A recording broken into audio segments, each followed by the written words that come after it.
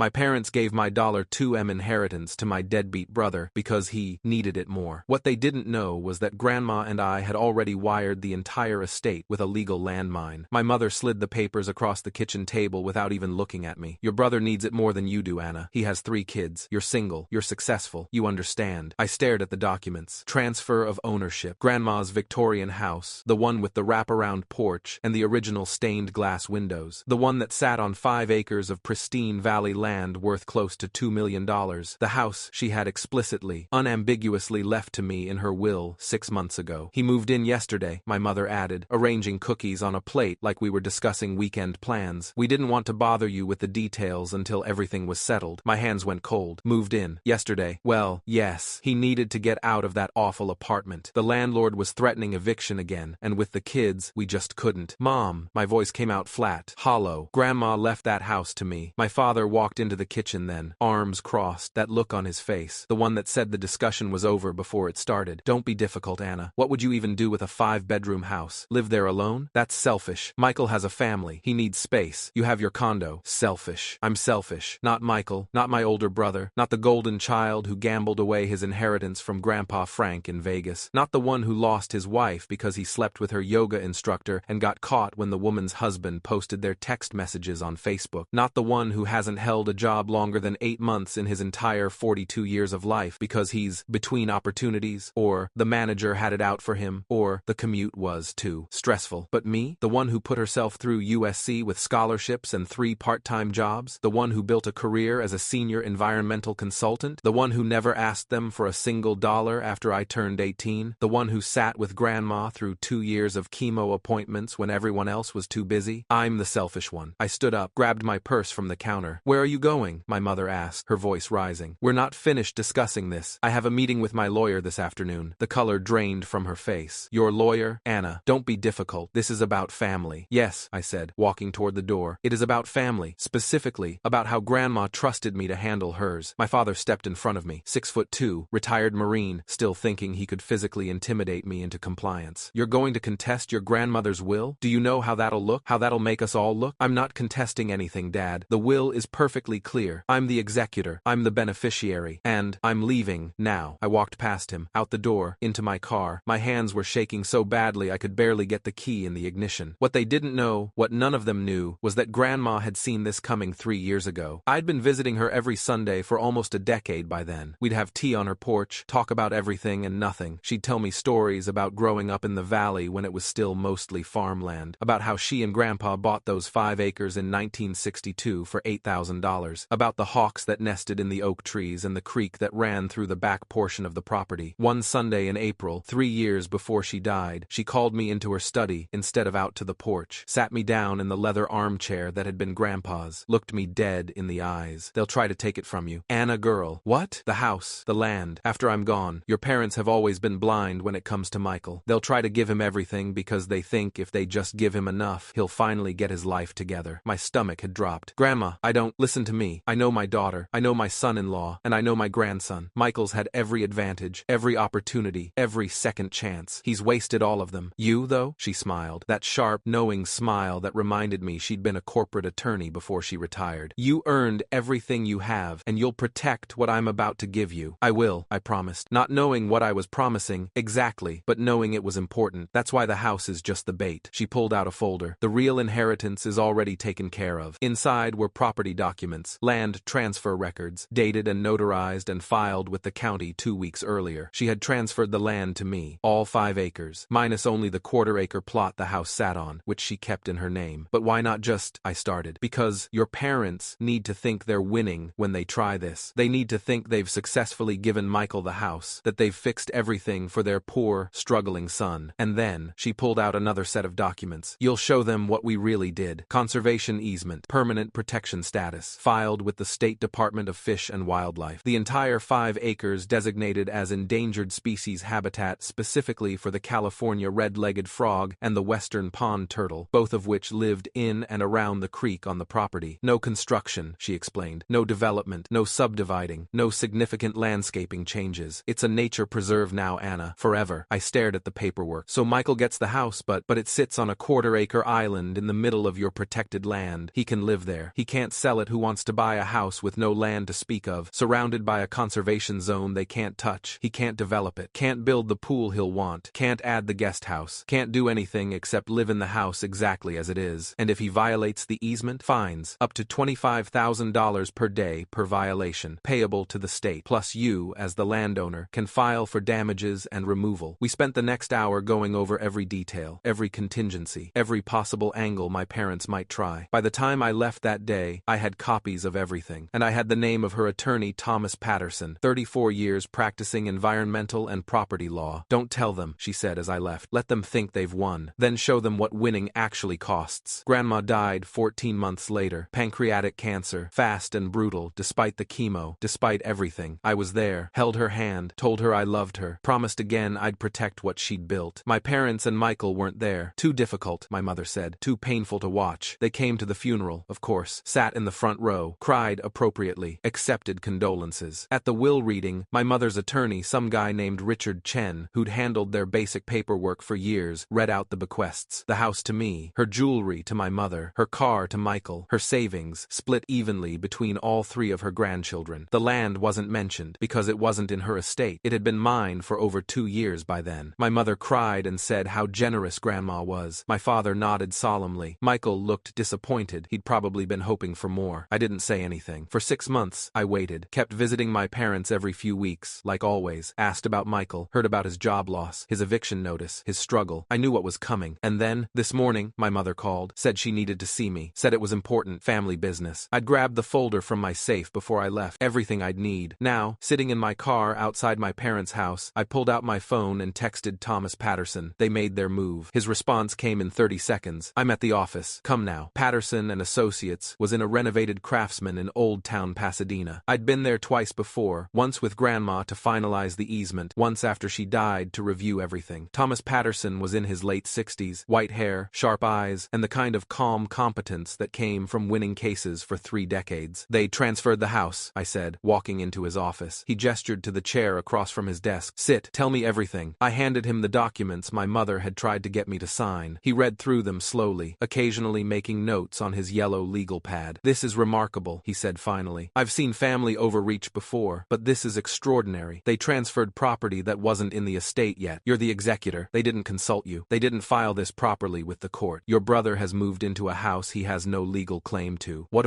do? We proceed exactly as we discussed. We send notice to Michael that he's residing on your property without permission. We inform your parents that they've violated their legal responsibilities as individuals attempting to distribute estate assets without executor approval. And we make it very, very clear that any violation of the conservation easement will result in immediate legal action. When? I can have the notices drafted by end of day. Certified mail tomorrow. They'll have them by Friday. Do it. He smiled. Your grandmother would be proud. I drove home in a fog, ordered Thai food I barely tasted, sat on my balcony and watched the sunset, and tried to remember that I was doing what Grandma wanted, what was right. My phone rang twice, my mother both times. I didn't answer. The next day at work, I couldn't focus. I was a senior consultant at Pacific Environmental Group, managing habitat restoration projects across 3 states. My job required precision, attention to detail, scientific rigor. Instead, I spent the morning staring at spreadsheets and seeing nothing. My colleague Sarah Chen, no relation to my parents' attorney, knocked on my office door around 11. You okay? You've been staring at that same Excel sheet for 40 minutes. Family stuff, I said. Need to talk? Not yet. Maybe later. She nodded and left. Sarah was good like that. Knew when to push and when to give space. Thursday afternoon, Thomas called. Notice is sent. Tracking shows delivery tomorrow before noon. Okay, Anna, his voice gentled. This is going to get ugly. They're going to be angry. They're going to feel betrayed. Are you prepared for that? Was I? I thought about every family dinner where Michael was celebrated for showing up. Every Christmas where my accomplishments were acknowledged with a nod, while his latest business idea got enthusiastic discussion. Every time my parents had pulled out their checkbook to bail him out of another crisis, while I paid my own way through everything. Yeah, I said. I'm prepared. Friday morning, I turned my phone off, went to work, focused on the Santa Monica wetlands restoration proposal I was supposed to have finished last week. Around 11, Sarah appeared at my door again. Your mom called the office line 5 times. Jenny at reception is getting worried. Tell Jenny I'm fine. Tell her to stop putting the calls through. Want to tell me what's going on? I looked at her. Sarah and I had been friends since grad school. She'd been at my grandmother's funeral. She knew my family dynamics. My parents gave my inheritance to my brother without asking me. What they don't know is that my grandmother and I set up a legal trap 3 years ago, and it's springing right about now. Her eyes widened. Holy shit. Yeah. Need backup? Not yet, but I might. She left. I tried to work. Failed. Around noon, I turned my phone back on. 63 text messages, 22 missed calls, 17 voicemails. The first text was from Michael, time-stamped 10:47 a.m. What the hell is this, Anna? The second, some lawyer says I can't build anything. I can't even put in a pool. The third, are you serious right now? Then my mother, Anna, please call me. This is urgent. My father, we need to talk now. More from Michael. You planned this. You and Grandma planned this. You're trying to steal my house. I didn't respond to any of them. Instead, I called Thomas. They got the notices, he said. I've also received 3 calls this morning. One from your brother, one from your mother, and one from Richard Chen, attempting to negotiate. What did you tell them? That the conservation easement is legal, binding, and permanent. That your brother is currently residing on your property without a lease. And that any attempts to develop, modify, or violate the terms of the easement will result in immediate legal action and fines starting at $25,000 per day. How did they take it? About as well as you'd expect. Your brother threatened to sue. I informed him that he's welcome to try, but that the paperwork is airtight and predates your grandmother's death by over 2 years. Your mother cried. Your father got loud. Chen, to his credit, actually read the documents and realized they have no case. So what happens now? Now we wait. They'll either accept reality or they'll try to fight. If they fight, we'll crush them. The law is entirely on your side. I thanked him and hung up, stared at my phone, read through the messages again. Michael was spiraling. His texts got increasingly frantic. Mom says you're going to kick me out. Where am I supposed to go? I have kids, Anna. Grandma would be ashamed of you. That last one made me laugh. Actually laugh out loud in my office. Grandma would be ashamed of me? Grandma planned this whole thing specifically because she knew exactly who Michael was. Around 2 p.m., my phone rang. My mother. I almost didn't answer, but something made me pick up. Anna, please. Her voice was thick with tears. Please, we need to talk about this. As a family. We're not a family, Mom. We're 3 people who enable Michael's dysfunction, and 1 person who got tired of watching. That's not fair, isn't it? When's the last time you called me just to talk? When's the last time Dad asked about my work? When's the last time anyone in this family acknowledged that I exist as anything other than the responsible one who'll always be fine? Silence. Grandma saw it, I continued. She saw exactly what you'd do. That's why she planned this 3 years ago. She didn't trust you to honor her wishes. She trusted me. We can fight this in court, my mother said, her voice hardening. This is cruel. This is vindictive. It's a legally binding conservation easement protecting endangered species habitat. You think a judge is going to side with you against state environmental protection laws? Be my guest. Try. I hung up. The next call came 90 seconds later. My father. I let it go to voicemail, then listened to it. Anna, I'm disappointed in you. Your grandmother would never have wanted this family torn apart. You're punishing Michael for needing help. You're punishing your mother and me for trying to take care of our son. This is beneath you. Call me back so we can handle this like adults. I deleted it. By Saturday morning, the messages had multiplied. My Aunt Diane, my mother's sister, texted, I don't know what's happening, but your mother is devastated. Whatever this is, it's not worth destroying your family over. My cousin Jessica, is it true you're kicking Michael and his kids out on the street? Family friends I hadn't heard from in years. We're praying for your family during this difficult time. The narrative was being established. I was the villain, the cruel, selfish daughter who was punishing her struggling brother. I didn't respond to any of them. Sunday afternoon, there was a knock on my door. I looked through the peephole. My parents, standing in the hallway of my building, looking grim and determined. I opened the door. We need to talk, my father said. No, we don't. Anna, please, my mother started. Let us explain. Explain what? How you decided to give away something that wasn't yours. How you moved Michael into a house that was explicitly left to me without even telling me until after. How you assumed I'd just go along with it because I always do? My father's jaw tightened. You're being unreasonable. Michael has children. They need stability. Then Michael should get a job and provide that stability, like I did, like everyone else does. You don't understand. I understand perfectly. You think if you just give him enough, fix enough of his problems, rescue him enough times, he'll magically become responsible, but he won't because he's never had to be. You've enabled him his entire life, and now you're surprised he's 42 years old and can't function without you. My mother's face crumpled. How can you be so cold? I'm not cold. I'm done. There's a difference. I started to close the door. My father stuck his foot in the way. The house is his now, he said. We're not backing down on this. The house is sitting on my land. Land Grandma transferred to me 3 years ago. Land that's under a permanent conservation easement. Michael can stay there if he wants. He can live in the house. But the quarter acre it sits on is all he gets. The other 4.75 acres are mine, and they're protected. Forever. That means no pool, no guest house, no tree removal, no landscaping changes, no nothing. And if he tries, he'll owe the state $25,000 per day, and I'll sue him for damages and removal. My father's foot moved. I closed the door, locked it, stood there breathing hard yard while they knocked 3 more times, then finally left. That night, I couldn't sleep. Lay in bed, staring at the ceiling, replaying every conversation, every moment, wondering if I was doing the right thing, if Grandma would actually be proud, or if I was just being vindictive. Around 3 a.m., I got up and opened the box I kept in my closet. Photos and letters Grandma had given me over the years. At the bottom was an envelope marked, "For Anna, when you need it." I'd never opened it. She'd given it to me the same day we finalized the easement, told me to read it when things got hard. Now seemed like the right time. Inside was a letter in her careful handwriting. "Anna, girl, if you're reading this, it means they tried to take it. I'm sorry. I wish I could say I was surprised, but I'm not. I know my daughter too well. Your mother is a good person, but she's always been blind when it comes to Michael. She sees him as her little boy who needs protecting, not as a grown man who needs to face consequences. Your father enables her because he loves her and doesn't want to see her hurt. But you, Anna, you see clearly. You always have. The house and land aren't about money or property. They're about values, about responsibility, about protecting something bigger than ourselves. That valley land is one of the last undeveloped parcels in the region. The creek supports species that are disappearing. The oak trees are over 100 years old. It matters. I knew Michael would never protect it. He'd sell it to developers the moment he needed cash. I knew your parents would let him. But you, I knew you'd fight for it, because that's who you are. Don't let them make you feel guilty for being strong. Don't let them make you feel selfish for having boundaries. You're doing what's right, even when it's hard. I love you. I'm proud of you. And wherever I am now, I'm watching you protect what we built together. Love always. Grandma. I cried then, really cried. For the first time since she died. For her, for the family I thought I had, for the reality of who we actually were. Monday morning, I went to work with my eyes swollen, but my spine steel. Sarah took one look at me and brought coffee. "How bad?" she asked. "Atomic. Need anything?" "Yeah, a field team for the wetlands site next week. I need to get out of town." "Done." That afternoon, Thomas called again. "Your brother's attorney contacted me. He wants to negotiate." "Michael has an attorney?" "Apparently. Daniel Brooks, solo practitioner, does mostly personal injury work. I get the impression your parents hired him." "What does he want?" "He wants you to void the easement or sell Michael the land at fair market value." I actually laughed. Fair market value for endangered species habitat that can't be developed? What's that worth? Exactly. According to the environmental protection statutes and the permanent easement restrictions, essentially nothing to him. The land has value as a nature preserve, but not as developable property. Tell him no. Already did. He's threatening to sue for emotional distress. Let him. He also suggested that your grandmother wasn't of sound mind when she made these decisions. My blood went cold. Excuse me? It's a common tactic, trying to invalidate the easement by claiming diminished capacity. She was sharp as a tack until 2 weeks before she died. I know, and we have medical records proving it. Her oncologist, Dr. Rebecca Thornton, provided detailed documentation of her cognitive function throughout her treatment. She was fully competent when we executed these documents. We even had her evaluated by a neuropsychologist, Dr. James Luwu, specifically to prevent this kind of challenge. Their lawsuit won't go anywhere, but they were going to try. They were actually going to try to paint Grandma as mentally incompetent to get what they wanted. "Do whatever you need to do," I told Thomas. "I'm done being nice about this." That evening, I got a call from an unknown number. Against my better judgment, I answered. "Anna, this is Daniel Brooks. I'm representing your brother, Michael Brennan. I know who you are. My attorney already told you my answer. I'm hoping we can discuss this person to person, without lawyers in the way. Your brother's children are suffering because of this situation. My brother's children are suffering because their father doesn't have a job and got evicted from his apartment, not because of me. The house was clearly your grandmother's intent. The house was her intent for me. She left it to me in her will. She transferred the land to me 3 years before she died. She and I together established the conservation easement. This wasn't some confused decision made on her deathbed. This was carefully planned over years. Your family believes, my family can believe whatever makes them feel better, but the law is clear, and unless you have an actual legal basis for your threats, I'm done with this conversation. I hung up. The texts continued. Michael, increasingly desperate, "They're going to take my kids away if I lose this house. I'll lose custody. This is all your fault." I blocked his number. Tuesday, Jessica called. "My cousin. We'd been close as kids," I answered. "Anna, what's happening? No one will tell me the full story." I gave her the abbreviated version. The will, the transfer, the ambush, the reality of what Grandma had actually set up. "Jesus," she said when I finished. "I had no idea. No one did, except me and Grandma. And you're really going to enforce the easement? Let Michael stay, but make it impossible for him to do anything with the property? That's what Grandma wanted. That's what the land needs. Aunt Patricia is telling everyone you're trying to steal Michael's house. Let her. Anna, Jess, I love you, but I'm not negotiating on this. If you want to support me, great. If not, I understand. But I'm done defending myself for refusing to enable Michael's dysfunction." Silence. Then, "I support you, for what it's worth. It's worth a lot. Thank you." you. Wednesday afternoon, I was leading a site assessment in Malibu when my phone rang. Thomas Patterson. I excused myself from the team and walked down to the beach to take the call. We have a problem, he said. My stomach dropped. What kind of problem? Your brother filed for an emergency injunction, claiming the conservation easement is preventing him from making necessary repairs to the property. He's alleging that the roof leaks, the foundation is cracking, and the easement terms won't let him fix it. That's bullshit. The easement allows normal maintenance and repairs. I know, but he's filed in Los Angeles Superior Court, and we have a hearing on Friday. Judge Marianne Torres presiding. We need to be there. President, can we win? Easily. The easement language is explicit about maintenance. He's either lying about the restrictions or he hasn't actually read the terms, but we need to show up and prove it. Friday came too fast. I put on my court clothes, navy suit, sensible heels, minimal jewelry. Met Thomas at the courthouse at 8:30 a.m. Michael was there with Daniel Brooks. My parents were there, all of them in the hallway, looking grim and united. My mother tried to approach me. I walked past her into the courtroom. Judge Marianne Torres was in her 50s, Latina, reputation for being no nonsense. She called the case at 9:15. Brooks stood and presented Michael's case. The roof leak, water damage in 2 bedrooms, foundation cracks. The conservation easement supposedly prohibited all work. Your Honor, Brooks said, my client is simply trying to maintain a safe home for his children, and the restrictive easement imposed by his sister is preventing basic repairs. Judge Torres looked at Thomas. Counselor, Thomas stood. Your Honor, the petitioner is either misinformed or deliberately misrepresenting the easement terms. May I direct the court's attention to Section 4, Paragraph 2 of the recorded easement document. He handed copies to the judge and to Brooks. Quote, normal maintenance and repairs necessary to preserve the existing structures are permitted and encouraged, including, but not limited to, roof repair, foundation stabilization, plumbing, electrical, and other essential systems. The judge read it, looked at Brooks. Counselor? Brooks flipped through his copy. His face went red. Your Honor, my client was told. What your client was told is not the same as what the document says. Have you read this easement? I reviewed the summary my client provided. That's not an answer, Mr. Brennan. Judge Torres looked at Michael. Have you read this document? Michael shifted in his seat. My family, explained it to me. So no, neither of you actually read the legal document before filing this emergency motion, claiming it prohibits basic repairs. Silence. Motion denied, Judge Torres said. The easement clearly permits necessary maintenance. Mr. Brennan, if you need to fix your roof, fix your roof. Miss Brennan has no objection to legitimate repairs. She looked at me. Is that correct? That's correct, Your Honor, I said. Then we're done here. And counselors? She looked at both Thomas and Brooks. Don't waste my time with emergency motions based on documents you haven't read. Next case. We walked out. In the hallway, Michael tried to approach me. Thomas stepped between us. My client has nothing to say to you, he said firmly. Anna, please, Michael called after me. I didn't know, Brooks said. I kept walking. Outside the courthouse, Thomas stopped. They're desperate. That's good for us. Desperate people make mistakes. What happens now? Now we wait. They can't fight the easement. It's bulletproof. They can't claim your grandmother was incompetent. We have too much documentation. They can't force you to sell. It's your property. Eventually, they'll realize they've lost. And until then, you live your life. Let them adjust to reality. I went back to work, back to my life. Stopped checking the family group chat I'd been removed from anyway. Stopped looking at my parents' social media. Stopped caring what the narrative was. 2 weeks later, I got a call from an unfamiliar number with a 661 area code. Local, I answered. Miss Brennan, this is Officer Chris Valdez with the California Department of Fish and Wildlife. We received a complaint about potential easement violations at 847 Valley Oak Road. My grandmother's address. What kind of violations? Tree removal, unpermitted grading, possible creek disturbance. I'm heading out there now to assess. As the landowner and easement holder, I thought you should know. I'll meet you there. I called Thomas on the way. Michael's doing something to the property. I'm 5 minutes from my office. I'll grab the case files and meet you. The drive to Grandma's house took 40 minutes. 40 minutes of my heart pounding, my hands gripping the steering wheel too tight, thinking about what Michael might have done. I pulled up to find 2 Department of Fish and Wildlife trucks, Officer Valdez talking into his radio, and Michael standing in the side yard looking defensive. The back half-acre had been cleared, 3 oak trees down, the natural slope graded flat, heavy equipment still parked on the flattened ground. Oh my God, I breathed. Officer Valdez approached. Miss Brennan? Chris Valdez. This is my colleague, Officer Sarah Kim. A woman in a matching uniform nodded. We've documented extensive violations. 3 heritage oaks removed without permits. Approximately half an acre of native habitat cleared. Grading work within 50 feet of a protected creek. This is serious. How serious? Given the protected status and the endangered species habitat designation, we're looking at violations in the range of $75,000 to $100,000 in fines, plus mandatory restoration costs. Michael walked over. Anna, I can explain. Explain what? That you cut down trees that were here before before you were born, that you destroyed endangered frog habitat, that you did exactly what the easement explicitly prohibits? I needed space for a pool. For the kids, you're so obsessed with stupid frogs you won't let my children have a normal life. Officer Valdez stepped in. Mr. Brennan, are you the homeowner? Yes. Did you apply for any permits for this work? I don't need permits. It's my property. Actually, I said quietly, it's mine. The land is mine. He just lives on the house and the quarter-acre it sits on. Officer Kim made a note. And the work was done entirely on Miss Brennan's protected land? Yes, sir. You're going to receive formal citations for these violations. You'll have 30 days to respond. The fines will start at $25,000 per day from the date of the first violation. First violation? Michael interrupted. This just happened. According to the equipment rental contract we found on site, the work started 5 days ago. That's $125,000 so far, plus restoration costs estimated at another $60,000 to $80,000, and depending on the assessment of creek damage, possible federal charges under the Clean Water Act. Michael's face went white. I don't have that kind of money. Then you shouldn't have violated a conservation easement, Officer Valdez said flatly. Thomas arrived then, pulled up next to my car. He walked over, assessed the situation, and immediately started taking photos with his phone. Thomas Patterson, representing Miss Brennan. Officers, what's the current status? They briefed him. He made notes, took more photos, asked technical questions about the citation process and the restoration requirements. Then, he turned to Michael. Where are your parents? What? Your parents, the ones who've been funding your legal challenges. Where are they?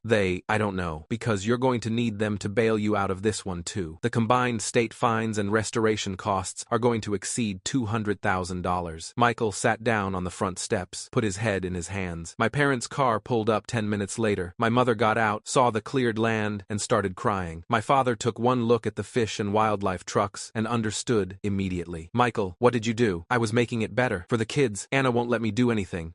You violated a state conservation easement, Officer Valdez said, and you're facing significant fines and criminal charges. My father looked at me, actually looked at me, maybe for the first time in years. Anna, surely we can work something out. He didn't understand. He was explicitly told the restrictions, I said. He had a copy of the easement. His attorney had a copy. The judge told him 2 weeks ago that he could do maintenance, but not development. He knew exactly what he was doing. But the fines are his responsibility, not mine. My mother walked toward me. Please, he's your brother. This will destroy him. He destroyed himself. I'm just refusing to save him from the consequences. Thomas finished his documentation and nodded to me. I have everything I need. Officers, will you send me copies of your reports and citations? Absolutely, Officer Kim said. This is one of the clearer cases we've had. As we walked back to our cars, my father called after me. You're really going to do this? Let your brother be destroyed? I stopped, turned around. Grandma left me that land to protect it, not to give Michael room for a pool, not to enable his next disaster, to protect it. That's what I'm doing. What happens to Michael is a consequence of his choices, not mine. I got in my car and drove away. In my rearview mirror, I saw my mother hugging Michael while my father paced, probably already figuring out how to pay for this latest disaster. That night, Thomas called. The Department of Fish and Wildlife is moving fast on this. They want to make an example, because heritage oak removal is a hot-button issue right now. Michael's looking at criminal charges in addition to the civil fines. How bad? Worst case? Misdemeanor environmental crimes. Up to a year in county jail, though more likely probation and community service, given it's a first offense. But combined with the fines he can't pay and the restoration work he can't afford, he's going to lose the house. He'll have to sell just to cover the penalties. And the house on a quarter acre with no development rights is essentially worthless to anyone except you. You could buy it for a fraction of what it would normally be worth given the circumstances. I sat with that for a long time. The house Grandma left me, the house she wanted me to have, the house she knew my parents would give to Michael, and now it would come back to me anyway, not because I fought for it, but because Michael destroyed his own chances at keeping it. 3 months later, Michael's attorney contacted Thomas to negotiate. The fines were finalized, $175,000 to the state. Restoration costs, $68,000. Total, $243,000 he didn't have. He was selling the house. My offer, $150,000, slightly above market value for a house with no land to speak of, surrounded by protected habitat no one could touch. Michael accepted. He didn't have a choice. The sale closed in December, 1 year and 2 months after Grandma died, 240 days since my parents pushed those papers across the kitchen table, telling me my brother needed it more. I changed the locks, hired a restoration crew to repair the damage Michael had done, planted new oak saplings where the old ones had been cut down. They'll take 100 years to replace what was lost, but it's a start. I don't live there. Not yet. Maybe someday. For now, I go there on Sundays, sit on Grandma's porch, watch the hawks nest in the remaining oak trees, listen to the creek. My parents haven't spoken to me since the sale finalized. The family family group chat messages stop. The holiday dinner invitations stop. I'm effectively dead to them. I thought it would hurt more than it does. Michael moved in with them. No job still, no prospects, just another person for them to enable until they can't anymore. Jessica visits sometimes, sits with me on the porch, tells me family gossip I don't ask for but don't mind hearing. She's the only one who understands. Was it worth it? She asked last month. I looked out over the valley, the land that's been in our family for 60 years, the land that will be protected forever now, the house that came back to me, not through fighting, but through inevitability. Yeah, I said, it was worth it. Grandma's letter is framed now, hanging in the study, the same room where she told me they'd try to take it from me, the same room where we planned how to protect what mattered. She was right, about all of it, and every Sunday when I sit on her porch, I feel her there, proud, satisfied, knowing that the land she loved is safe, that her Anna girl kept her promise.